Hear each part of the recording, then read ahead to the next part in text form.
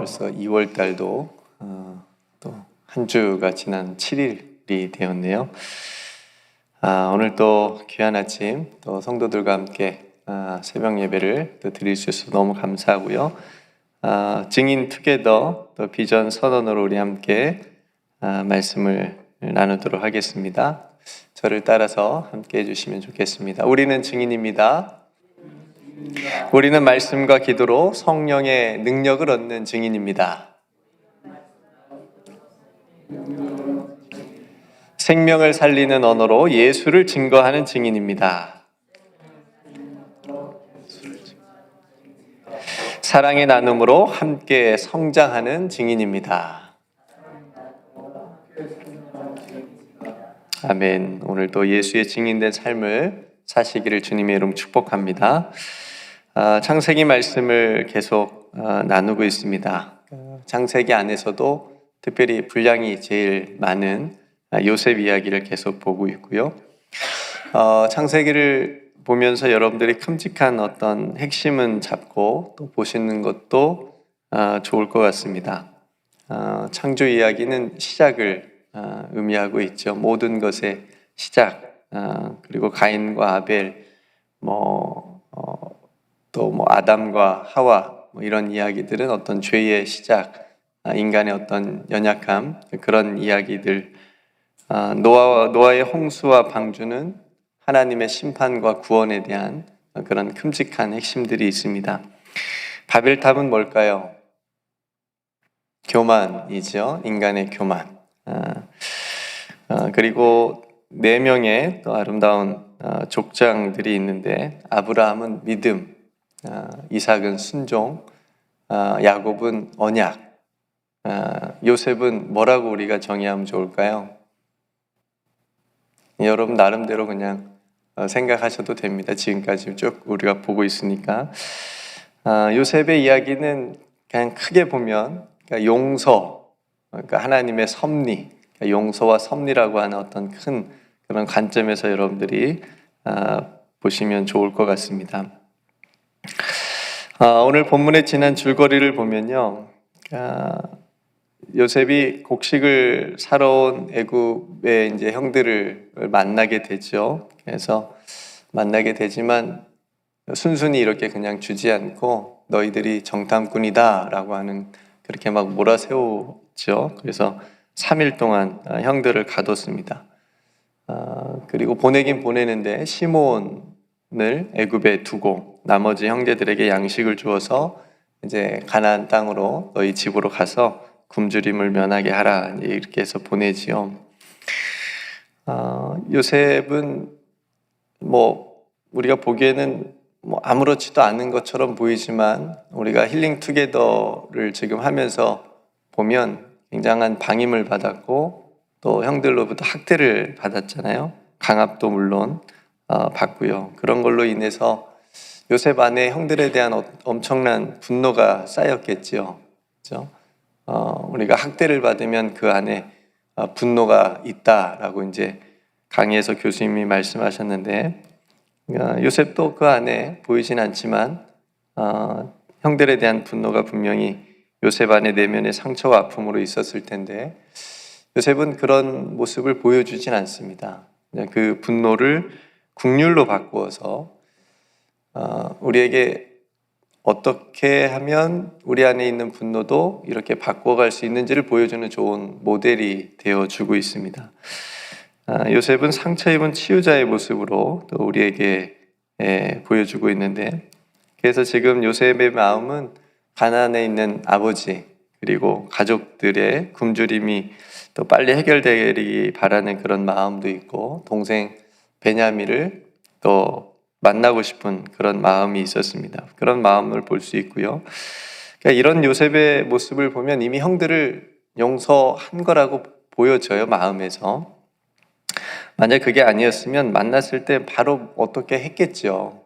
당신들이 나를 그렇게 강압하고 또 학대하고 노예로 팔기까지 했으니까, 그런 형들에 대한 분노가 그대로 표출이 됐다면 복수하거나 보복하거나 어떤 이런 액션이 있었을 텐데, 전혀 그런 내용은 보이지 않고, 어쨌든 이제 요셉은 굶주린 가족을 살리고 또 아버지와 동생을 만나고 또 한 가지는 이제 형들의 어떤 잘못을 깨닫게 하고 또 결국에는 앞에서 말씀드린 것처럼 용서하게 되어지는 이제 그런 모습들을 이제 우리가 계속 또 볼 수가 있습니다. 그렇게 형들은 가나안의 집으로 양식을 가지고 돌아가게 되는데 가나안으로 돌아가는 길에 요셉이 그 전에 그 형들의 곡식 자루에 양식과 함께 돈도 같이 다 넣어줬잖아요. 다시 그 돈을 발견하고 이렇게 말합니다. 하나님이 어찌하여 이런 일을 행하셨는가 하고 말하면서 굉장히 떨면서 두려워하잖아요. 형제들이 말한 이 말은 무슨 의미를 담고 있을까요? 그러니까 자신들이 요셉에게 행한 그 악한 일로 벌어지는 이 일들에 대해서 지금 실감하고 있는 거예요.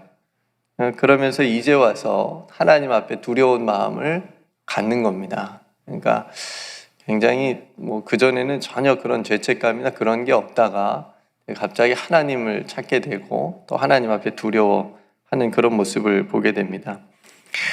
두려운 마음을 안고 아버지 야곱에게 돌아와서 형제들이 애굽의 총리와 있었던 일들을 이야기하죠. 요셉을 만난 이야기, 또 요셉이 한 이야기들을 쭉 이야기를 합니다.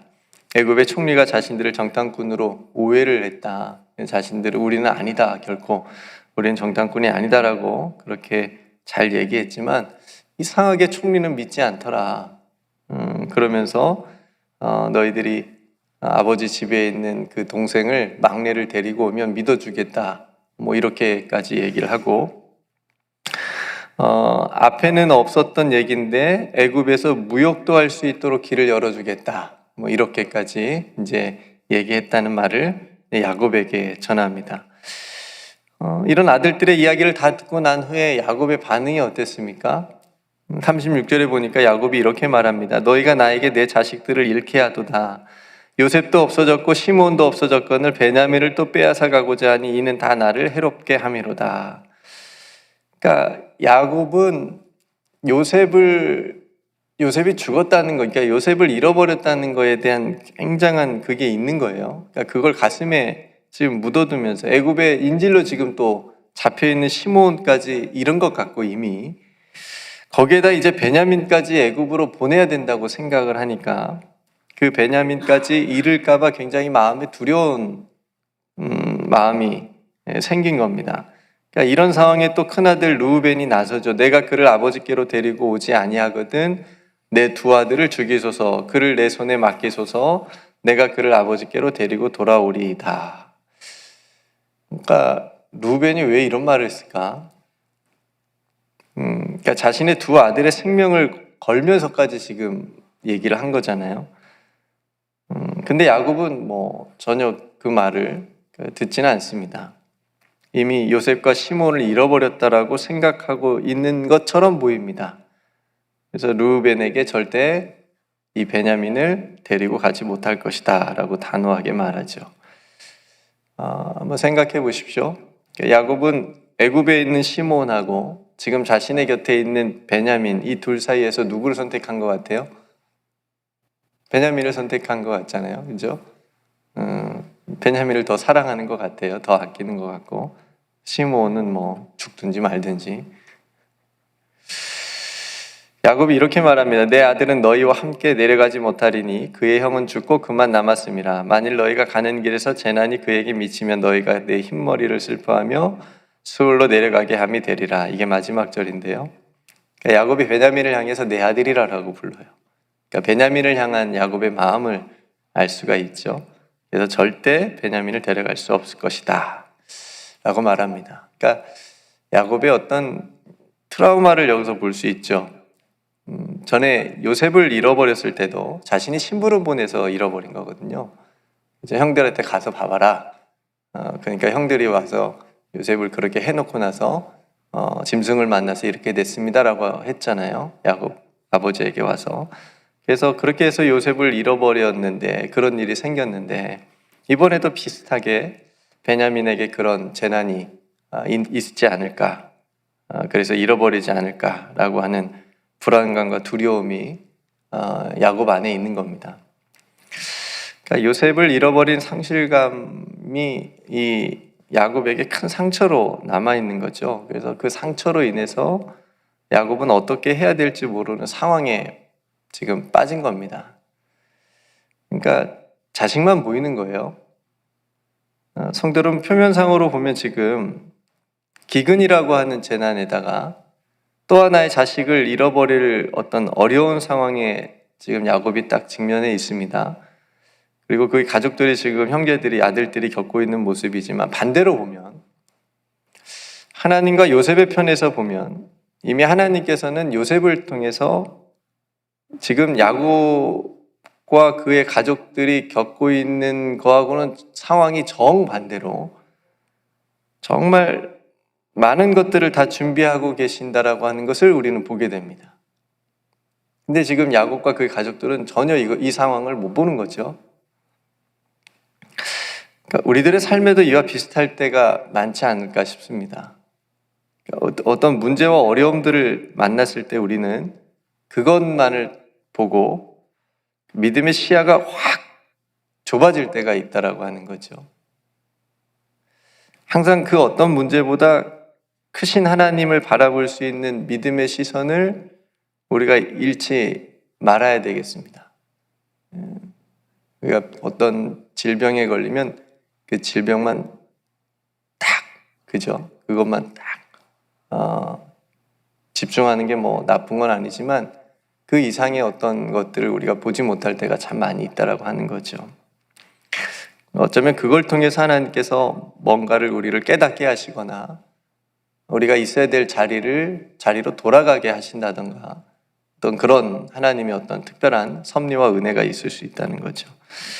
그러니까 어떤 문제만을 보는 시각으로 보면 그것만 보여서 우리가 헤어나오지 못할 수 있지만 하나님을 믿는 큰 그림을 우리가 볼 수 있다면 우리는 하나님께서 내어주시는 그 피할 길을 발견할 수 있으라고 믿습니다. 그러니까 지금 야곱의 모습은 어떤 모습이에요? 오직 자식 잃을 것만 같은 그런 걱정과 불안과 두려움에만 딱 빠져 있는 모습이잖아요. 그러니까 지금 야곱이 지금까지 그렇게 잘 믿고 있던 하나님을 보지 못하는 상황처럼 보입니다. 이런 상황에서 하나님에 대한 이야기가 하나도 없어요. 자신이 그렇게 삼촌네 집에서 고생하고 베델에서 하나님을 만나고 분이엘에서 또 하나님을 고백하고 이런 자신이 체험했던 그 하나님에 대한 믿음이 얘기가 하나도 나오지 않습니다. 야곱의 입에서. 그냥 오로지 자식 잃을까 봐 그런 거기에만 딱 함몰되어 있는 그런 야곱의 연약한 모습을 우리가 볼 수 있습니다. 이런 모습이 우리들 안에도 분명히 있지요. 그거에만 딱 더 하나님께서 우리에게 보여주시는 모든 것이 합력하여 선을 이루시는 그 하나님의 큰 그림, 큰 계획을 우리가 볼 수 있었으면 좋겠다 싶습니다. 성도 여러분, 우리 삶에 닫힌 문들만을 보고 우리가 낙심하지 않고 하나님께서 열어주시는 어떤 창문을 우리가 발견하고 바라볼 수 있는 저와 여러분들의 믿음이 되기를 주님의 이름으로 축복합니다. 딸이 죽었다고 하는 현실 앞에 서 있는 회당장에게 예수님께서 이렇게 말씀하셨어요. 저도 목사님께서 말씀하셨지만 두려워하지 말고 믿기만 하라. 믿기만 하라. 이 전 상황이 뭐였냐면 그 모인 사람들이 다 죽었다고 막 수군거리고 이제 끝났다고 그런 얘기를 막 하던 차였습니다. 그런 이야기들을 막 들을 때 회당장의 그 아버지의 마음이 어떻겠어요? 그런 소리를 딱 예수님께서 끊고 두려워하지 말고 믿기만 하라. 그러니까 이런 예수님의 말씀을 더 들을 수 있는 이쪽으로 더 귀가 마음이 또 열려질 수 있는 그런 믿음이 있으면 좋겠습니다. 고린전서 10장 13절 말씀입니다. 사람이 감당할 시험 밖에는 너희가 당한 것이 없나니 오직 하나님은 미쁘사 너희가 감당하지 못할 시험 당함을 허락하지 아니하시고 시험 당할 즈음에 또한 피할 길을 내사 너희로 능히 감당하게 하시느니라. 여러분 시험 많으셨죠?